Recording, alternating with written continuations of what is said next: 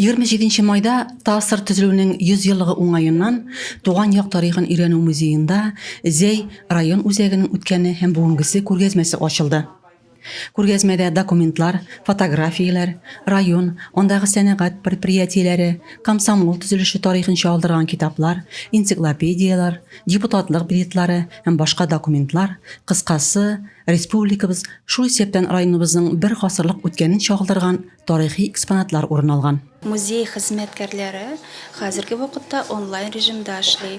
Безнең күргәзмәләрне Контактта, Инстаграмда һәм Фейсбукта карарга була. Без аларны онлайн режимда безнең музейда урнашкан залларны һәрберсен күрсәтеп, аның булган тарихи чаралар турында сөйләп, кешеләргә күрсәтәбез. Бу күргәзмә безнең Тайстерның 100 еллыгына башлаган. 27 майның 1920 елда Тайстер барлыкка килә. Безнең Зәй шәһәребез һәм Зәй бистәсебез аның составына керәләр. Әлеге кадерле яткәр булган документлар бар да халык тырышлыгы белән ирешкән уңыш казанышлар. 100 ел эчендә районыбыз халкы каһарманлык кылды.